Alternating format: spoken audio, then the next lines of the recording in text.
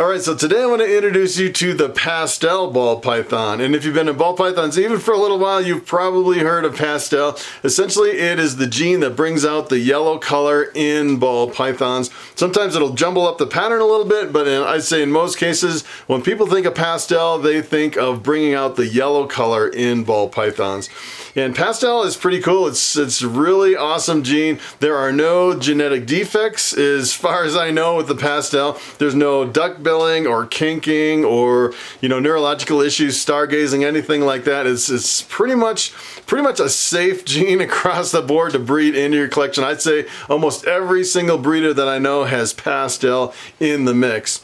And the other thing that's interesting about pastel is there's different lines of pastel. Some are really super bright and other ones are really dull. Sometimes you can hardly tell that there's pastel in the snake because of how kind of faded out it is.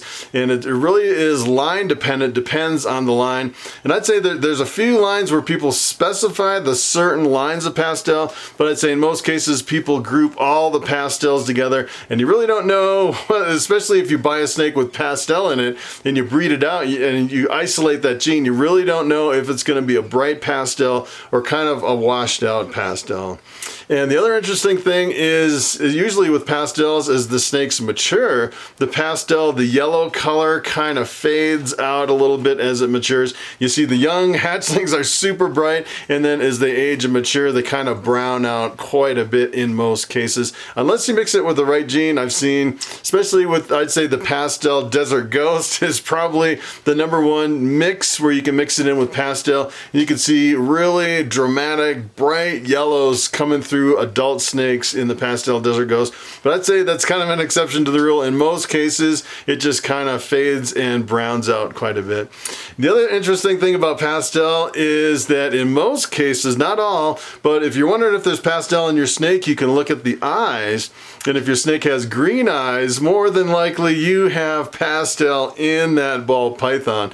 And the interesting thing is I took Bobby here, he's a bamboo ball python, and I bred it to a pastel. Got a whole bunch of babies, and I couldn't tell the pastel bamboos from the regular bamboos. And I was looking at the eyes, and sure enough, a pastel bamboo doesn't have green eyes. I couldn't really figure out which one was which. And if you look really close at them side by side, you can tell the pastel has a little bit faded out head, but other than that, you really can't tell until about a year later. I actually kept some pastel bamboos, grew them up about a year before I sold them, and they got really bright yellow as they matured, which is really interesting, kind of the opposite that you would expect with pastel. So what I'm going to do is I'm going to jump over to the internet and show you the potential of the pastel ball python. Alright, so I'm going to jump over here on the world of ball pythons, and I'm going to start with a normal, classic, wild type ball python, just so you can see the difference between that and a pastel. This is essentially like if you're walking around over in West Africa and you found a ball python in the wild, this is essentially what it would look like, more or less. Sometimes they'll have a little bit more of like alien heads with like 2 little holes right here in the patterns on the sides. This one's a little bit reduced, but I'd say normal is pretty much normal. You can tell by the color and pattern, it's pretty much a wild type.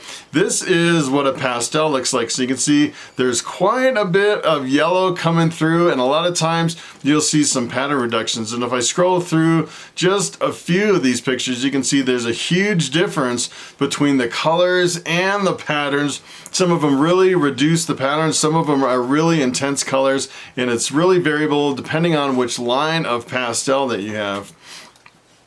And there's also a super pastel. So if you breed 2 pastels together, you get 25% would be super pastels with 2 copies of the gene. Usually the super pastel is, I'd say it's almost the same color, maybe a little bit more faded than a pastel, but a lot of times you'll see these highlights coming right on the very top of the snake here. And a lot of times you'll see a really faded out head in the super pastel. If you breed a super pastel to anything, 100% of the babies all come out pastel, which is pretty cool. It's a pretty powerful breeder.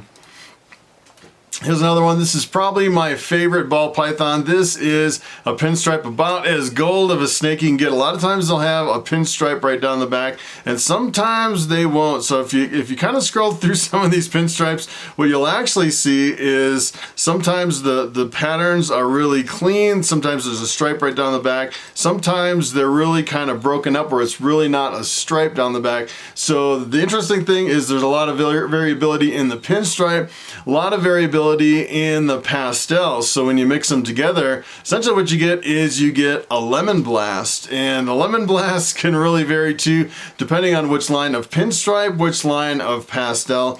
And if you look through some of these, you can see they are really quite different from one snake to another. Some of them are a lot yellower, some of them have a stripe down the middle, some of them don't have a stripe at all. It's kind of interesting. I actually have some lemon blasts with a really bright yellow belly like this, and I think it's because I have a really intense line of pastel in that lemon blast. As a matter of fact, I produced a pastel out of that lemon blast, and it was pretty much the brightest one I ever had. I was actually going to hold it back, and then I thought, all right, I'm already holding back almost 10 snakes. I can't hold another one. So I actually sold it at the show. But it's kind of interesting how you see different lemon blasts based on the different lines of the individual genes mixed together. Here is the fire. The fire is a cool gene. You mix two fires together, you get a super fire, an all white snake with black eyes. It's really quite an impressive snake. And I'd say fire works really well with pastel. It really enhances, they both enhance each other. You mix fire and pastel together, you get a firefly. And at first glance, this almost looks like a pastel desert ghost, but in most cases, they're not this bright. If you kind of scroll through the pictures a little bit, it's a really bright snake, but it's not quite as clean and bright as the pastel desert ghost. And it's really, I'd say, variable. You can see the pastel influence definitely reduces and kind of jumbles up the pattern. It works really well together. The pastel and the fire produce the firefly. Here's the yellow belly, another one that works really well with pastel. As a matter of fact, if you mix pastel, fire, and yellow belly together, you can get some pretty impressive combos. Yellow belly is interesting because as a standalone morph, it doesn't really look that impressive, and it mixes really well with a lot of different combos. Make some really incredible combos with yellow belly. Here's what happens when you mix pastel with yellow belly. You get a really impressive snake. And if you just kind of scroll through a lot of these pictures, you'll see that it's a really bright, intense, kind of a jumbled up pattern. Works really well with yellow belly. As a matter of fact, if you had a yellow belly and you crossed it with the yellow belly, you'd produce an ivory, which is a super yellow belly. So if you had an ivory, you crossed it with a super pastel, every single hatchling in the whole clutch would come out pastel yellow belly, which would be pretty awesome. Then you'd get a really awesome clutch of snakes. Here's the clown. I'd say as far as a standalone morph, when I first was introduced to clown, I was like, that doesn't really seem like it's that impressive until you start mixing it with other genes. I'd say pretty much the clown is the king of combos as far as recessive genes. The clown is recessive. You mix clown with pastel and it's really an impressive combo. It almost looks comical, almost like it belongs in a circus. This is like probably where the name came from. You start mixing it with some genes and it almost looks so comical, some of the clown stuff, that it is a pretty good name for this morph, the clown. Here is the cinnamon. You mix two cinnamons together, you get a super cinnamon, which is a completely black snake. You mix the cinnamon with the pastel, you actually get what we call a pewter. So you may have heard pewter before. So as a matter of fact, when I started in ball pythons, everyone was talking about, a pewter bee and all this other stuff, pewter this and pewter that. The pewter is actually the cinnamon and the pastel together. It gets a little bit confusing when people start mixing some of the slang in there with certain combos. So if you have two genes, you mix the cinnamon and the pastel together, it is the pewter. And talking about the pewter bee, every time you see bee, it's actually the spider. So the pewter bee would be the cinnamon pastel spider. Here's another one that's kind of it's kind of a trick on words. This is actually the black pastel. You mix the black pastel with the pastel. Essentially what you get is a black pastel or a pastel black pastel combo, which is really confusing. And it actually is called a black pewter, which is even more confusing. So the pewter is the cinnamon pastel. The black pewter is the black pastel with the pastel. Talk about confusing. I don't know who came up with these names, and they're so close between the two slangs and the name of the black pastel and the pastel. I'd say it's probably one of the most confusing slang combos in all of ball pythons that took me a long time to wrap my head around them. Here is the spider, talking about bee. Anything that ends with bee is essentially the slang for spider. Spider's a really cool morph. The only problem is it tends to have some neurological issues, some head wobbling or some stargazing. And a lot of people shy away from spiders. I produced some spiders this year. I'm not sure I want to produce a whole lot of spiders. I actually had one with a little bit of head wobble that I sold essentially as wholesale at a wholesale price. I don't really like to go down the road of, you know, neurological defects as far as, you know, some people have actually asked me to produce some spiders, and that's one of the reasons I produce them. And one of the really best combos with spider is when you mix spider with pastel and you get a bumblebee. It's essentially, they call it a bumblebee. It almost looks like a hornet or a wasp, and I'd say it's probably hands down one of the most impressive combos in all of ball pythons, the pastel spider. It's pretty awesome.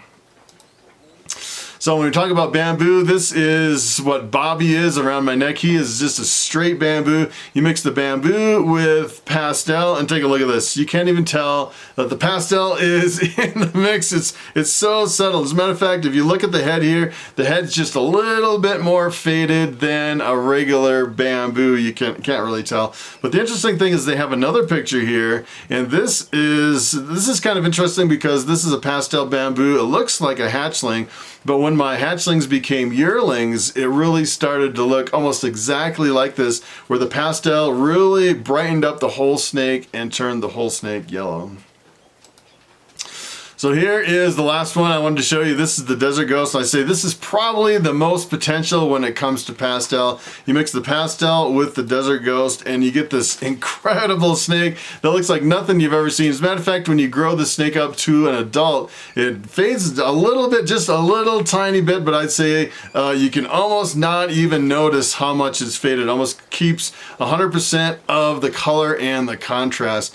And I'm really working on Desert Ghost this year. I actually bought 2 Desert Ghosts, a male pastel Desert Ghost and a female pastel spider Desert Ghost. Taking another gamble on the spider gene with the Desert Ghost, but those are probably my 2 most visually stunning snakes in my entire collection. It's pretty awesome.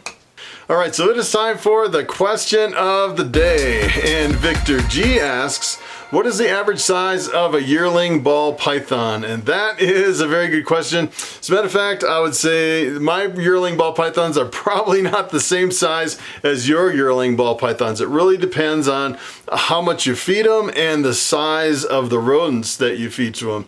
And it's pretty amazing. I actually saw an experiment someone did on one of their YouTube channels. They had 2 snakes in the same litter. They weren't ball pythons, but I think they were corn snakes or something like that. And they actually fed one snake large rodents, and then they fed the other one the same weight of rodents, but they fed multiple small rodents, which I didn't think there was that much of a difference.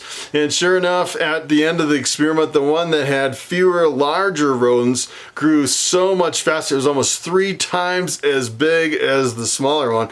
So if you feed your ball python larger rodents, it'll grow faster even though the weight is the same as multiple smaller rodents. I thought that was kind of interesting. And it really depends on not only the weight of the rodent, but the frequency at which you feed them. Some people feed once a week. Some people feed kind of, especially the large breeders. I've actually bought yearling ball pythons that look not much bigger than a hatchling. I actually bought one, I got one for free on Craigslist that was supposedly a year old. Not much bigger than a hatchling. They were feeding it 1 mouse once a month, which is not enough for a ball python. It's pretty incredible, just the small amount of food that they gave it. And if you look at the snake, it looked perfectly healthy, and it wasn't really like sunk in on the spine or anything. It was just super small. I was really surprised that it was a yearling ball python. But I would say pretty much the maximum size that you can expect from a yearling ball python is probably between 800 and 1,000 grams. And keep in mind, most females have to be 1,500 grams, and that's why they say you can't really breed females at the end of the first year. They really need 2 or 3 years minimum. Some people say maybe 5 years. I have some that are kind of picky eaters after the first year. They kind of go on a long fast. Sometimes it takes 4 to 5 years to actually get them up to weight to a good size to breed your females for the first time. So that is pretty much it. Thanks for watching, and I will see you next time.